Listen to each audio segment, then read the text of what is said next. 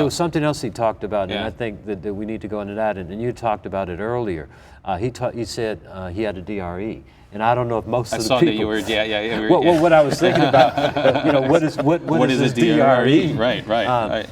But in order to understand that, and we talked about this again, it's probably important to talk about the prostate and where it's located. Mm-hmm.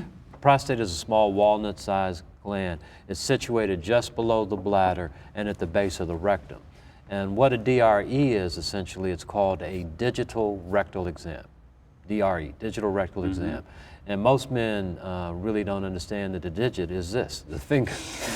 But that's why they call it digital rectal exam. But every man that's had the exam is very familiar with it. Yeah.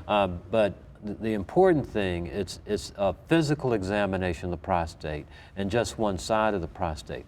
It's also important to point out it only takes 3 to 5 seconds. Yeah. Any man that's ever had a rectal exam thinks it takes several minutes. Some may think it takes hours and days, but it only takes a few seconds. But in that 3 to 5 seconds, a doctor can actually feel a portion of the prostate, and if there's something unnatural about it, if there's a lump, a bump, or not, then they know there's a problem moving forward. And that's one technique, because we're talking about screening, that's one technique for actually screening people for prostate cancer. The other is called simply a PSA, and that's a blood test, but PSA stands for prostate-specific antigen. The prostate produces a protein that's very unique, and so what this test does, it measures the amount of that protein in the urine. And it's a test for the urine. It is a urine test. It was, well, in the blood. Yeah, in the blood. Right. Yeah, in the it's, blood. it's a blood test. I'm sorry. Yeah, no, it measures the amount of the protein in the blood. Yeah. And the higher the amount, the greater the risk or the greater the chances that a man has. And these are very, very, especially from a male perspective, very intrusive procedures to take. These are procedures well, the that rectal exam is probably the most intrusive. Well, even a blood exam would be. I'd rather have a few seconds of being uncomfortable, right. driving down the road, saying the doctor said I was great, right. versus the little bit of blood they're going to draw. Because here, Mary Marilyn, I mean, the symptoms of prostate cancer are they creep up on you, right? I mean, if you don't have those kinds of procedures taken that will indicate that there's a problem, you may find yourself with a very late stage of cancer at a relatively early age. One of the issues is typically there isn't a symptom of prostate cancer. Real identifiable. Early on. What usually happens is that there is some other problem that might prompt a guy to go to the doctor. If there was an interruption in urine flow, if there was some pain, so usually it's not thinking that it's prostate cancer at all. And I think it's important just to backtrack for a moment. Sure. Certainly when a provider is doing a digital rectal exam, it's a gloved finger, it's brief, it's momentary. And as Tracey indicated, that momentary discomfort or compromise in pride could be the difference between advanced disease and a significant trauma from late diagnosis with prostate cancer. And if it doesn't get detected, what are the, typically, I mean, this is a very, very fast-moving form of cancer, isn't it? No, it generally takes, well, one of the things, and to make it to your question, for cancer of the prostate produce an identifiable or recognized symptom, it takes 7 to 10 years. So that's why you really don't want to wait, because if you have cancer, in its earliest stage, there really is no test. There's nothing that you can do to actually detect it. It'd be microscopic. There'd be no way to tell that there's actually cancer there. The closest thing might be a biopsy, but you can't do a biopsy on every man because that would detect if there is cancer in the tissue, and only if there's cancer in the tissue where they take the tissue from. So you could still miss a cancer. So it's a tricky proposition. I think what we're talking about, and it gets back to this issue of informed decision making, when do you actually begin to think about your health and the health of your prostate? And when do you do those things that would help you have a better understanding of your body and what you need to do moving forward? And having those conversations with your healthcare provider is the first with your healthcare provider. And best step toward preventing this kind of cancer. Yes. And for men to do that, it's rather difficult for a lot of men to do this in terms of the gender gap here of understanding and health information about prostate cancer as opposed to breast cancer.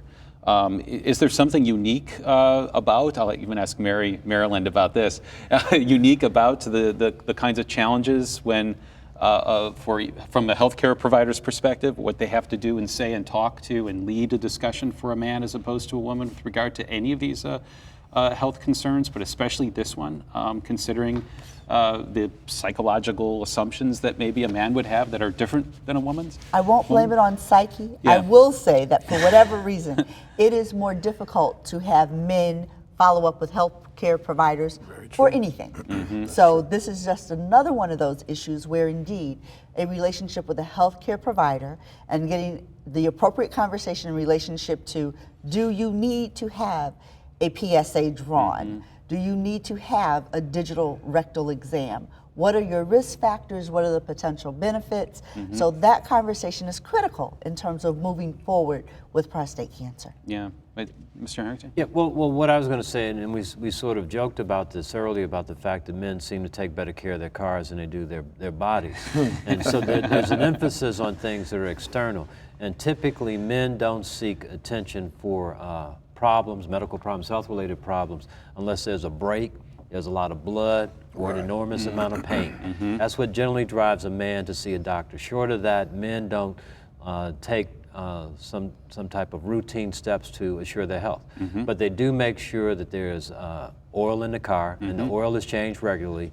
They do make sure that good gas is in the car. So there is this dichotomy that there's some things that you'll take care of, and there's some things that you won't. But I think it is important, and I think we do see that more men are beginning to understand the need to have a relationship with a healthcare provider, one that they can actually trust and they feel comfortable talking to. Yeah. And if they don't, then they should find someone And they feel comfortable with. and the costs of this across society, and we're in the context of a healthcare and health insurance debate, is profound, Right. And the potential for even greater costs if that kind of pre-screening doesn't happen is even greater. It's ironic that in your case, Tracey, that it was the fact that you were an athlete that you were able to get very, very good professional and even to some degree intrusive medical help. Right. And that is unique. Well, when something's happening like that, you want to know what's going on. Yeah. And when you have a doctor working with you and you're treating the symptoms of an enlarged prostate, but they keep reoccurring every 30 days, everybody wants to know what's going on. Yeah. But then also it stems to the diet. See, one thing we found was that I was working nights at the hospital when I was in at the post office when I was in college, so I drank a lot of coffee. And a lot of caffeine has an effect on your prostate as well, which a lot of people don't realize. Then the training table that they were feeding the football players had a lot of sodium.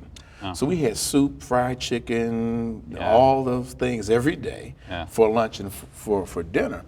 So at the same time, you look to the diet that we had, and that was having a serious, severe impact on my prostate. And so once we adjusted that, just like as later years of my life, it's all based on my diet. So every now and then I can feel that my prostate's becoming enlarged. I look at what I've been consuming, what I've been taking into my body. And like my grandmother would say, you have to be careful what you ingest. So then I pull away from the spicy foods or those foods that are high content with caffeine, which are also chocolate. And a lot of people don't realize that has an impact, particularly men, on your prostate. That's why I say a man's worst enemy is his pride. And we all walk around as Heathcliff Huxtable. The wife can tell you what you need to do, call a repairman, but you get your tool belt and say, no, I can handle this. And when I speak with a lot of people in Lake County, because I'm the only African-American male spokesperson for the American Cancer Society there in Lake County. So I speak at different community events, churches. The men are sitting up front, but the wives are sitting in the back. And one instance, they asked me to repeat myself, and I asked the wives, well, why didn't you move a little closer? They said, oh, no, honey, I've been telling my husband that for the last 5 years. I just hope he can hear it from you.